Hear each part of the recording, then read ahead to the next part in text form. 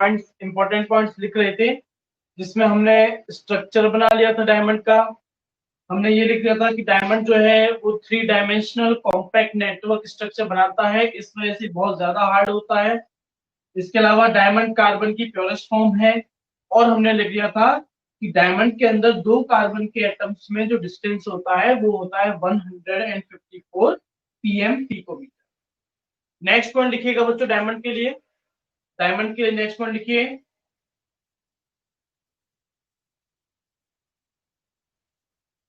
in case of diamond, every carbon atom, in case of diamond, every carbon atom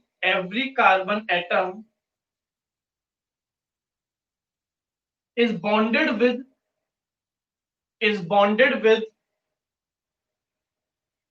four FOUR is bonded with 4 different carbon atoms. 4 different carbon atoms.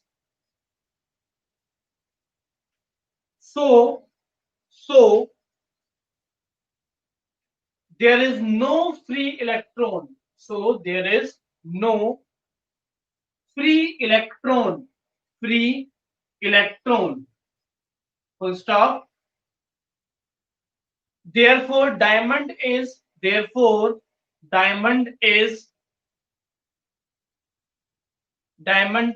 non-conductor of electricity.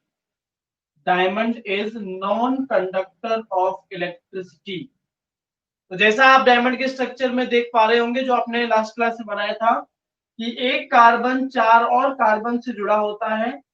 तो carbon जो है उसका कोई electron free नहीं रहता, और electron free नहीं रहता तो इस वजह से डायमंड जो है वो इलेक्ट्रिसिटी को कंडक्ट नहीं कर पाता। नेक्स्ट पॉइंट लिखिएगा डायमंड के लिए, melting point of diamond is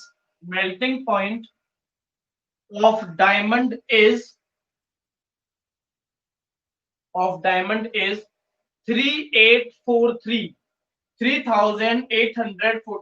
Kelvin. 3843 Kelvin. Next point लिखिएगा बच्चों डायमंड के लिए,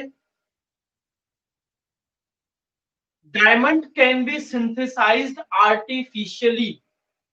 diamond can be synthesised artificially. Diamond can be synthesized artificially from pure carbon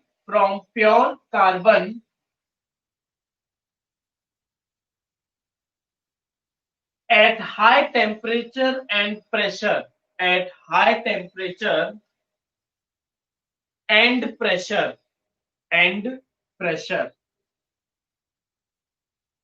तो जो डायमंड है उसे आर्टिफिशियली बनाया जा सकता है।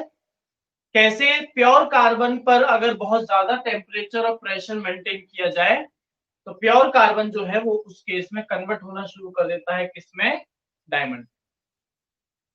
बच्चों यूजेस लिख लीजिए डायमंड के, uses of diamond. Uses of diamond, पहला use, it is used in jewellery. जो हमारे ऑर्नामेंट्स, जो आभूषण वगैरह होते हैं, ज्वेलरी होती है, वो बनाने के लिए यूज में लेता है, यूज्ड इन ज्वेलरी। सेकंड, दूसरा, it is used for cutting glass and hard rocks. तो जो बड़ी बड़ी चट्टाने और जो ग्लास है उसको काटने के लिए बच्चों, जिस फाइल मतलब यहाँ आरी से है, जिस आरी का इस्तेमाल किया जाता है वो बनी होती है डायमंड की। Last point, it is used to manufacture needle of phonogram.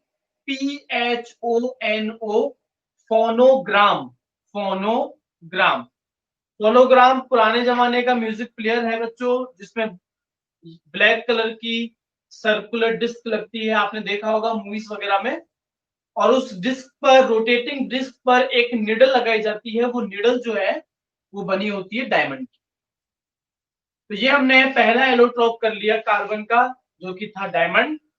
दूसरा एलोट्रॉप हम लोग जो करने वाले हैं बच्चों, वो है ग्रेफाइट। हेडिंग बना दो, ग्रेफाइट। ग्रेफाइट बच्चों, ग्रेफाइट का स्ट्रक्चर आपके सामने मैंने बोर्ड पर बनाया हुआ है। इसमें आप देखेंगे कि ग्रेफाइट जो है वो लेयर्स के फॉर्म में पाया जाता है। देखो, एक लेयर आपको ऊपर दिख रही होगी और एक लेयर नीचे दिखाई दे रही है। ये जो लेयर्स होती है, इनमें साइक्लिक हेक्सागोनल रिंग्स पाई जाती हैं। आप स्ट्रक्चर में देखें तो कोई भी एक रिंग पकड़ लीजिए, उसमें आपको 6 जो कार्बन है वो नजर आएंगे। तो साइक्लिक हेक्सागोनल रिंग्स की लेयर जो है उससे बना होता है ग्रेफाइट। आप इसमें देखेंगे कि यहाँ दो तरह के डिस्टेंसेस लिखे हैं। एक लिखा है 141.5 पिकोमीटर, ये तो साइक्लिक लेयर के अंदर दो कार्बन एटम्स के बीच का डिस्टेंस है। और एक लिखा है 340 पिकोमीटर, ये डिस्टेंस है बच्चों दो लेयर्स के बीच में। भाई, लेयर जो है वो साइक्लिक हेक्सागोनल रिंग्स की बनी है, और उस हेक्सागोनल रिंग के अंदर दो कार्बन के बीच में जो डिस्टेंस है वो है 141.5 पिकोमीटर। और दो लेयर्स के बीच में जो डिस्टेंस है वो है 340 पिकोमीटर। तो बच्चों, ये जो 340 340 पिकोमीटर है, काफी बड़ा डिस्टेंस हो जाता है। तो ये जो दो लेयर्स हैं, इन लेयर्स के बीच में डिस्टेंस ज्यादा है तो अट्रैक्शन फोर्स जो है वो कम होता है। और अगर अट्रैक्शन फोर्स कम है तो बड़ी आसानी से ये दोनों लेयर्स जो है वो एक दूसरे के ऊपर स्लिप हो सकती हैं। एक दूसरे पे क्या हो सकती है? स्लिप हो सकती हैं। इस वजह से ग्रेफाइट जो है वो सॉफ्ट होता है नेचर में, और स्लिपरी होता है, फिसलन भरा होता है। इसके अलावा बच्चों, आप अगर देखें तो यहां ग्रेफाइट में इस कार्बन को देखिए। कार्बन देखो बच्चों, आपको 3 बॉन्ड बनाता हुआ नजर आएगा। जो ये 3 बॉन्ड बना रहा है, इसका मतलब ये है कि कार्बन के पास में एक इलेक्ट्रॉन जो है वो क्या है? फ्री है।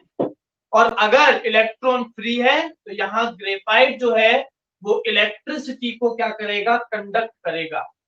तो ये कारण है कि ग्रेफाइट तो गुड कंडक्टर ऑफ इलेक्ट्रिसिटी है, क्योंकि ग्रेफाइट के स्ट्रक्चर में एक इलेक्ट्रॉन जो है वो फ्री रहता है।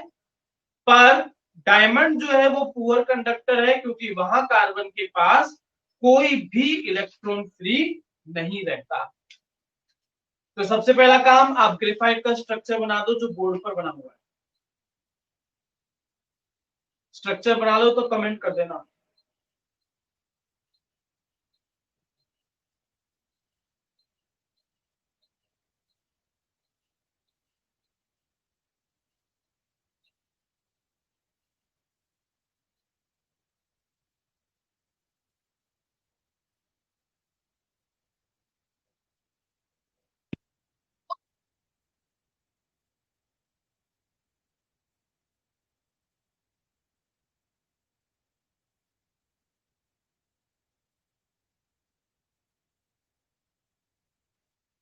इतनी जल्दी भी स्ट्रक्चर भी बना लिया?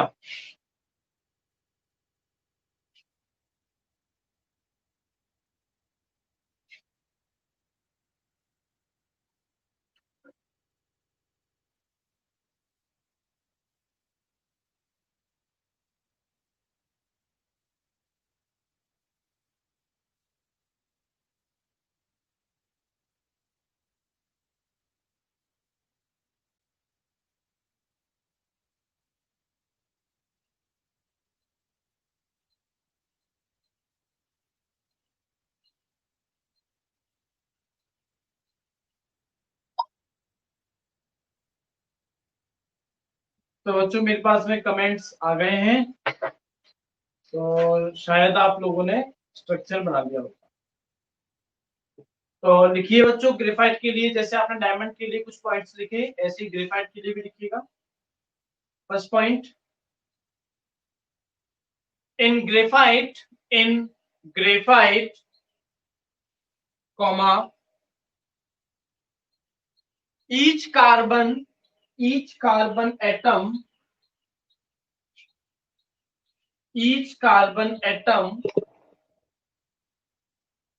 forms a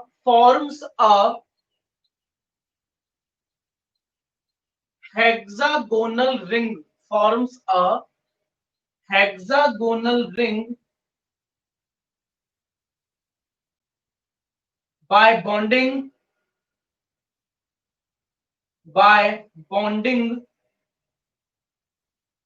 with other three carbon atoms, by bonding with other three carbon atoms.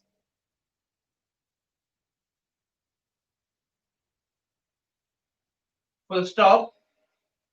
Next point लिखो बच्चों, यही काम करना, पिछले पॉइंट में ही कंटिन्यू करो। Other three carbon atoms, full stop. Therefore one electron is free to move. Therefore, one electron is free to move.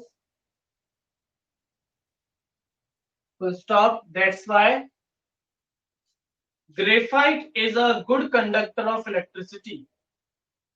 That's why graphite is a good conductor of electricity.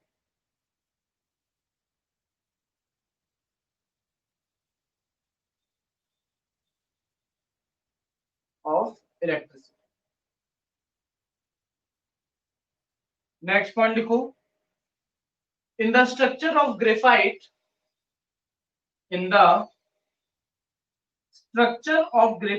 comma, hexagonal plane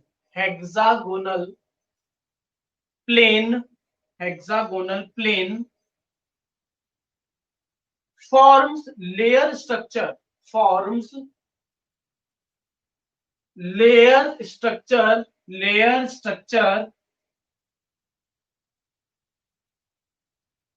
by arranging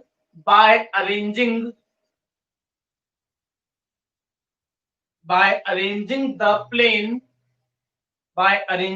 plane one above the other. Full stop. Due to large distance and weak bond, WEAK, large distance and weak bond, comma, one layer can slip over the other. One layer can slip over the other.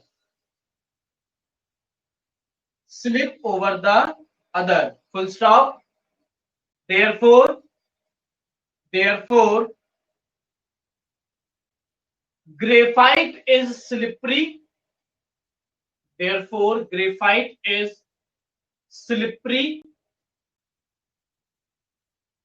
Comma, smooth,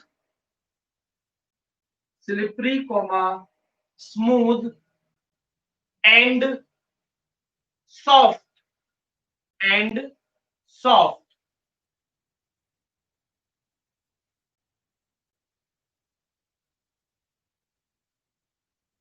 ठीक है,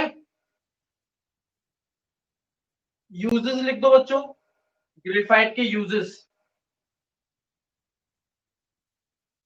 first point, पहला use, graphite is used in pencils.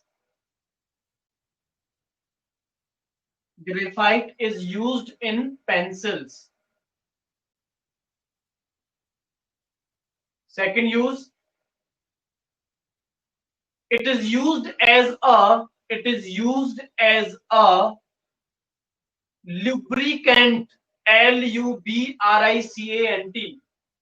lubricant, lubricant बच्चों ऐसे substances होते हैं जो कि friction को घटाने का काम करते हैं। मतलब दो ऑब्जेक्ट्स, दो सरफेसेस जो हैं उनको स्लिपरी बनाते हैं ताकि एक दूसरे पर इजीली स्लिप हो सके। क्योंकि आपका ग्रेफाइट खुद स्लिपरी है तो इस वजह से इसे एज अ लुब्रिकेंट हम लोग यूज में लेते हैं। Next point, it is used in making electrode. It is used in making electrode, ELECTRODE, electrode. बच्चों अगर आप कभी किसी सेल या बैटरी को तोड़ेंगे तो उसके अंदर एक ब्लैक कलर की रॉड जो है वो निकलती है। ऐसी रॉड्स जो कि इलेक्ट्रिक करंट को पास कर दे इन्हें बोलते हैं इलेक्ट्रोड। और वो जो सेल या बैटरी में जो रॉड निकलती है वो एक्चुअल में ग्रेफाइट की ही बनी होती है, क्योंकि भाई ग्रेफाइट गुड कंडक्टर है। तो जहां जहां आपको इलेक्ट्रोड जो है यूज में लेनी है वहां आप चाहें तो ग्रेफाइट की रॉड को यूज में लिया जा सकता है। Next use, it is used to polish iron objects. It is used to polish iron objects. लोहे की बनी हुई जो चीजें हैं उन पर पॉलिश करने के लिए हम लोग ग्रेफाइट का इस्तेमाल करते हैं। Last use, it is used as moderator. It is used as moderator. Moderator का मतलब होता है जो कंट्रोल करे। Used as moderator in a nuclear atomic reactor. In a nuclear atomic reactor, तो बड़े बड़े जो न्यूक्लियर रिएक्टर होते हैं जिनके अंदर हम लोग बहुत सारी रिएक्शंस कराते हैं और काफी ज्यादा एनर्जी प्रोड्यूस होती है, ऐसी रिएक्शंस को कंट्रोल करने के लिए हम लोग ग्रेफाइट का इस्तेमाल करते हैं। तो बच्चों जो हम लोग क्रिस्टलाइन फॉर्म कर रहे थे कार्बन की, उसमें हमने डायमंड कर लिया, हम लोगों ने ग्रेफाइट कर लिया। अभी हम लोग तीसरा करने जा रहे हैं जिसका नाम है फुलरीन। तीसरी हेडिंग बना दो बच्चों, फुलरीन। फुलरीन। बच्चों एक बार कमेंट करके बताओ आप सभी के पास में बुक्स हैं या नहीं है? साइंस की बुक है या नहीं है, कमेंट करके बताओ।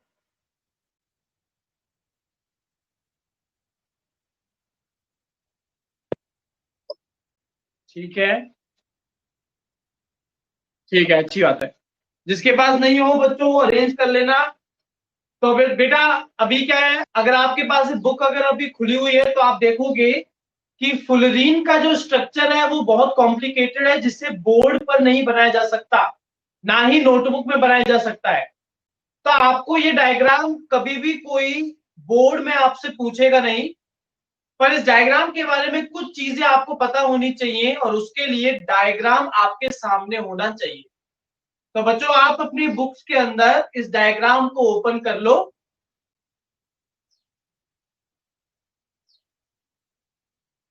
मेरे पास में जो बुक है वो है एडवाइजर, उसमें तो ये पेज नंबर 114 है। और बाकी आप लोग एक बार जल्दी से ढूंढ लो और फुलरीन का स्ट्रक्चर जो है उसे आप ओपन कर लीजिए।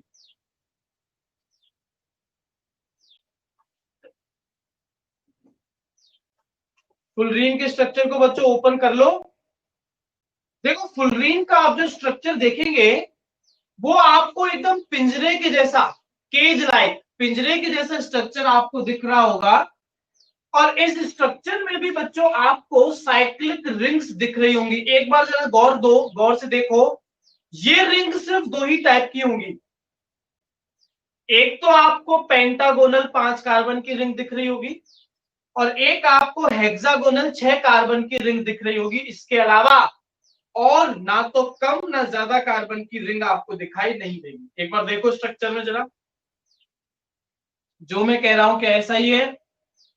रिंग दो ही टाइप की दिख रही होंगी, एक तो पेंटागोनल और हेक्सागोनल। इसके अलावा कोई तीसरे टाइप की रिंग आपको नजर नहीं आ रही होगी। ठीक है, अब जरा ध्यान से सुनो मैं क्या कह रहा हूं। पेंटागोनल रिंग जो है, वो रिंग जिन दूसरी रिंग से जुड़ी हुई है, पेंटागोनल रिंग जिन दूसरी रिंग से जुड़ी हुई है, वो सारी रिंग्स हेक्सागोनल होंगी। देखो जरा, पेंटागोनल से जुड़ी हुई सारी की सारी रिंग्स जो है वो हेक्सागोनल ही होंगी। पेंटागोनल रिंग किसी दूसरी पेंटागोनल रिंग से नहीं जुड़ी हुई होगी, जबकि हेक्सागोनल रिंग पेंटागोनल रिंग से भी जुड़ सकती है और दूसरी हेक्सागोनल रिंग से भी जुड़ सकती है। आप देखेंगे ऐसा बिल्कुल। ठीक है, ये जो आपका फुलरीन होता है बच्चों, इसके अंदर कम से कम 60 कार्बन होते हैं, कम से कम 60 कार्बन होते हैं। तो ये जो C60 जो फुलरीन है, जिसका फॉर्मूला है C60, इसको बच्चों डिस्कवर जो किया था वो एक अमेरिकन आर्किटेक्ट थे, जिनका नाम था बकमिंस्टर फुलर। Buckminster Fuller. और इन्हें इन्हें ऑनर देने के लिए, इज्जत देने के लिए C60 जो मॉलिक्यूल है फुलरीन का, उसको नाम दे दिया गया बकमिंस्टर फुलरीन। उसको नाम दे दिया गया बकमिंस्टर फुलरीन। ठीक है, केज लाइक है, पिंजरे जैसा है। इसकी बच्चों कभी कभी शेप जो है वो पूछी जाती है। इसकी शेप फुटबॉल की जैसी आपको दिखाई दे रही होगी, पर बच्चों अमेरिका के अंदर, क्योंकि खोजकर्ता इसके अमेरिकन थे, तो अमेरिका में फुटबॉल जो है एक्चुअल में वो कहा जाता है रग्बी को। और जो रग्बी में यूज होने वाली बॉल है वो ओवल होती है, स्फेरिकल नहीं होती। अमेरिका में फुटबॉल जो है, जिसे हम लोग फुटबॉल बोलते हैं, अमेरिका में उसे बोलते हैं सॉकर। तो बच्चों इस वजह से अगर आपको इसकी शेप लिखनी हो तो हमेशा आपको लिखना है सॉकर शेप। ठीक है, सॉकर शेप इसकी बॉल होती है, जिसे बकी बॉल भी कहा जाता है, जिसे हम लोग और क्या बोलते हैं, बकी बॉल। ठीक है, आप बच्चों कमेंट्स में देख सकते हैं, विवेक ने फोटो जो है वो भेजा है, एक इमोजी भेजी है, जिसके अंदर आप लोगों को अमेरिका में यूज होने वाली रग्बी बॉल जो है ओवल शेप, वो आपको दिख रही होगी। तो चलिए बच्चों, जो आपने हेडिंग बनाई है फुलरीन, उसके बारे में हम लोग पॉइंट्स लिखते हैं। इसका डायग्राम आपको बच्चों नहीं बनाना है। फर्स्ट पॉइंट लिखिएगा, the molecular formula of fullerene, the molecular formula of fullerene can be C60 comma C70 etcetera. मतलब कम से कम 60 कार्बन तो होंगे, etcetera.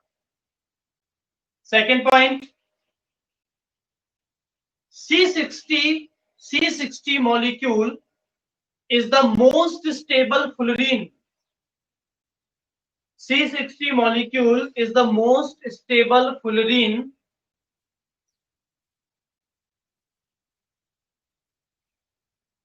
which is called Buckminster, BUCK MINSTER, Buckminster fullerene.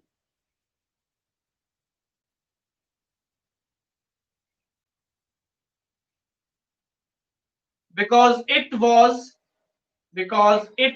discovered by an American architect,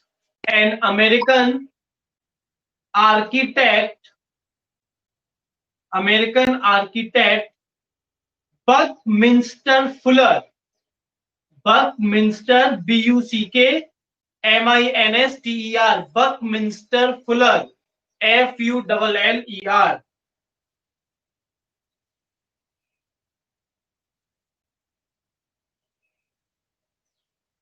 next point लिखो, C60 is a cage-like structure. Is a cage-like structure containing 20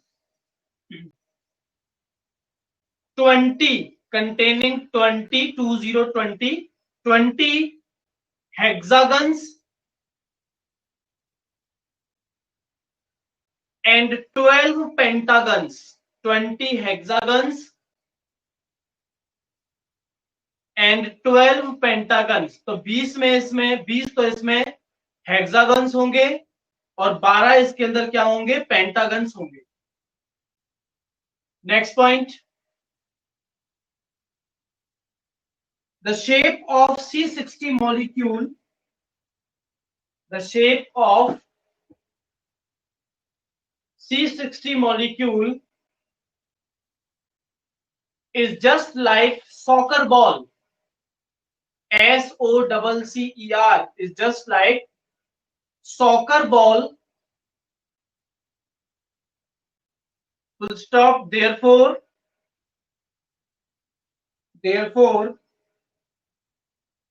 it is also called buckyball. BUCKY, buckyball.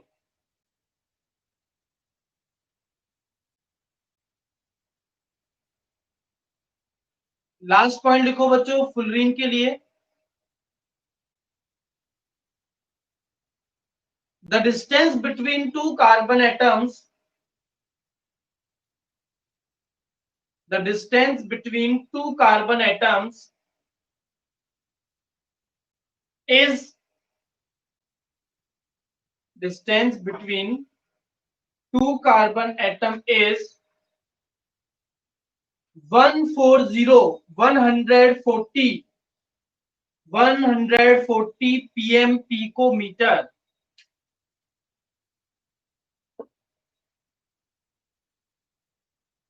Picometre. हाँ बच्चों uses लिख लो, आप fullerene के uses लिखिएगा. पहला use, first use, it is used in purification of natural gas. It is used in purification of natural gas.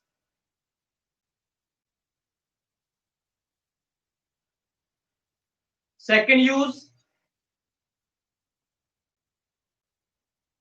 it is used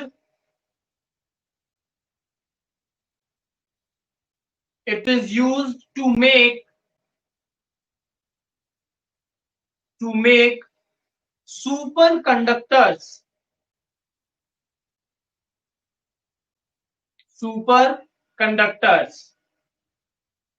तो ऐसे substances जिनकी कंडक्टिविटी बहुत ज्यादा होती है, उन्हें बनाने के लिए हम लोग फुलरीन जो है उसका इस्तेमाल करते हैं.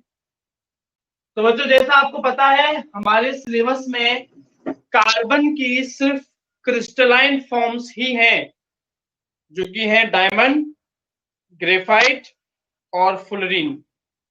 ये तीनों ही हम लोगों ने बच्चों कवर कर ली.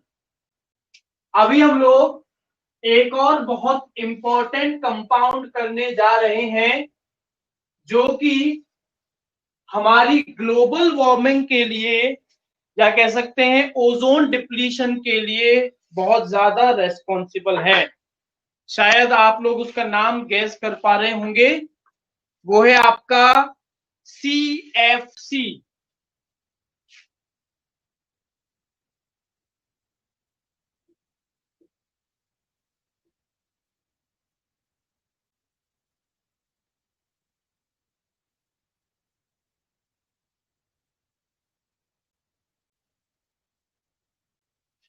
क्लोरोफ्लोरोकार्बन.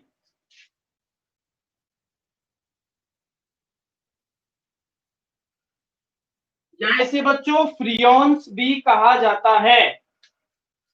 क्लोरोफ्लोरोकार्बन या इसे फ्रियोन्स, FREONS, फ्रियोन्स भी कहा जाता है।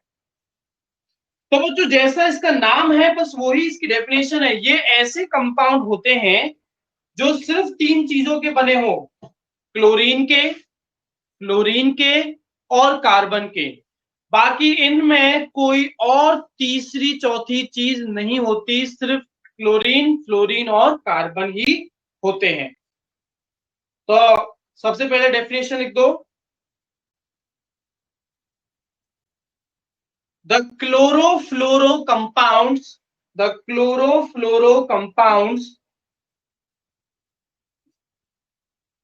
of methane and ethane, chlorofluorocompounds of methane and ethane are called freons, are called freons,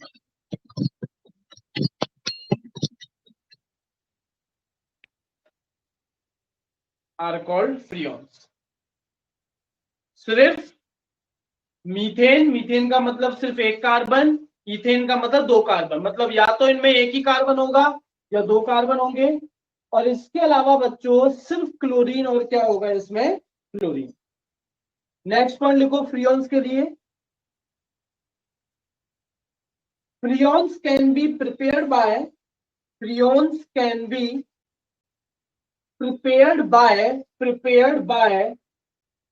reacting, prepared by reacting carbon tetrachloride, carbon tetrachloride CCl4, carbon tetrachloride CCl4 with HF, hydrogen fluoride with HF, carbon tetrachloride with HF in the presence of SbCl5, in the presence of SbCl5, SbCl5।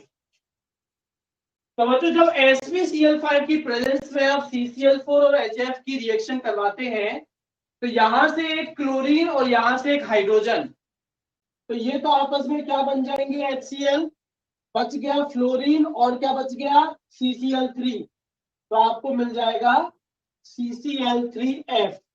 इसको बोलते हैं Freon 11, इसको क्या बोलते हैं हम लोग, Freon 11। Reaction लिख दो।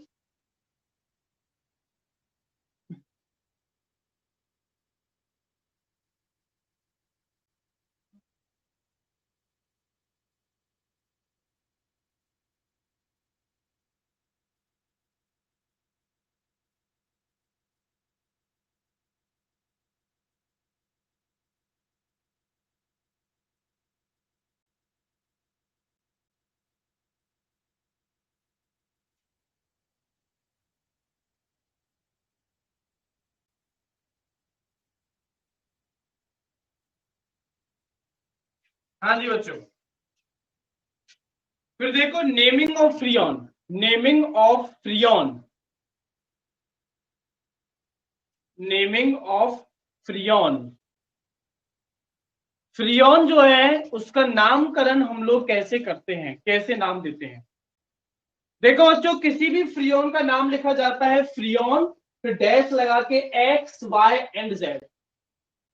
ये एक्स वाई जेड होते हैं नंबर्स, जिसमें एक्स आप कैसे निकालेंगे, जितने भी कार्बन आपके पास में हो उसमें से आप 1 सब्ट्रैक्ट कर देंगे। क्या कर देंगे, उसमें से आप 1 जो है सब्ट्रैक्ट कर देंगे। y क्या है, जितने भी हाइड्रोजन है उसमें आप 1 जोड़ देंगे, 1 ऐड कर देंगे। बच्चों CFC में कोई हाइड्रोजन नहीं होता तो हमेशा हाइड्रोजन की वैल्यू 0 आएगी, और 0 + 1 मतलब ये जो y है ये हमेशा से क्या आएगा, y हमेशा आएगा 1। ठीक है। अगर बच्चों ये फ्रियोन मीथेन का है, मीथेन का मतलब एक कार्बन में से 1 गया तो आंसर क्या आएगा 0। मीथेन के लिए ये x की वैल्यू 0, और अगर ये इथेन का बना है तो वैल्यू क्या आएगी, तो वैल्यू आएगी आपकी 1। और जो z है वो आपका बताता है नंबर ऑफ फ्लोरीन, कि कितने फ्लोरीन के एटम्स जो है मॉलिक्यूल में प्रेजेंट। इसको लिख लो एक बार।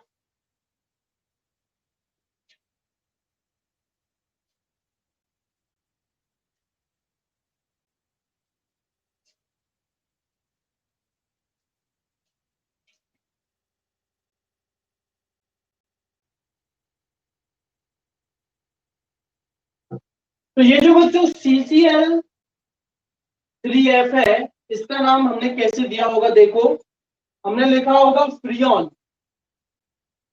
एक्स की वैल्यू क्या आएगी भाई, टोटल कार्बन कितने हैं 1, 1 में से 1 सब्ट्रैक्ट किया तो एक्स की वैल्यू तो क्या आ गई 0, और वाई की वैल्यू हमेशा क्या आएगी 1। फ्लोरीन कितने दिख रहे हैं तुम्हें इस पूरे फॉर्मूला में, फ्लोरीन 1 दिख रहा है, तो ये क्या बन गया फ्रियोन 011। अब 011 को तुम चाहे तो 11 लिख दो, बात बराबर है, ठीक है। तो जरा मुझे कमेंट करके बताओ,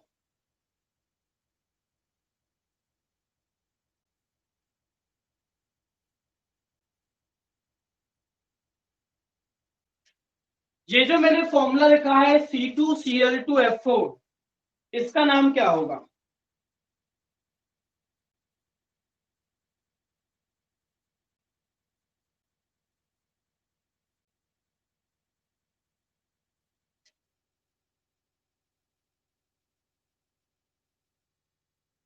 C2Cl2F4 का नाम क्या होगा। आयुष का कमेंट गलत है एकदम, कनिका का कमेंट एकदम सही है, कुणाल का भी सही है, झील का सही है, ठीक है बहुत बढ़िया। तो क्योंकि यहाँ 2 कार्बन है तो x की वैल्यू तो क्या हो जाएगी 1, y हमेशा 1 होता है, और फ्लोरीन टोटल 4 है, तो इसका नाम क्या हो जाएगा फ्रियोन 114। फ्रियोन 114।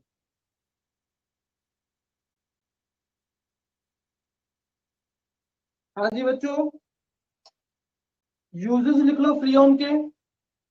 पहला use, it is used to form inert, INERT, inert solvent, ऐसा सॉल्वेंट जो किसी के साथ रिएक्ट नहीं करता। It is used to form inert solvent.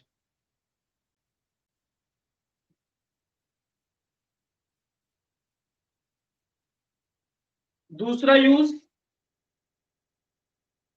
It is used as coolant, it is used as coolant, used as coolant in refrigerators and air conditioners. It is used as coolant in refrigerators and air conditioners. Air conditioners. ठीक है बच्चों, आप लोगों का एक homework है, book में से देख करके आप सीएनजी कंप्रेस्ड नेचुरल गैस, सब लोग हम लोग सीएनजी एलपीजी के बारे में जानते हैं, तो बुक में से देख करके सीएनजी के बारे में आप लोग अपने आप जो है पॉइंट्स बनाएंगे, अपने आप नोट्स जो है वो बनाएंगे अपने आप, ठीक है। तो सीएनजी वाला जो टॉपिक है बच्चों वो आपको अपने आप करना है, कुछ इसके अंदर ऐसा हार्ड या समझने वाला ऐसा कुछ नहीं है, आसानी से आप लोग ये काम कर लेंगे, ठीक है। तो चलिए नेक्स्ट क्लास में आपसे मिलेंगे, और उम्मीद करते हैं नेक्स्ट क्लास हमारी लास्ट क्लास होगी इस चैप्टर की।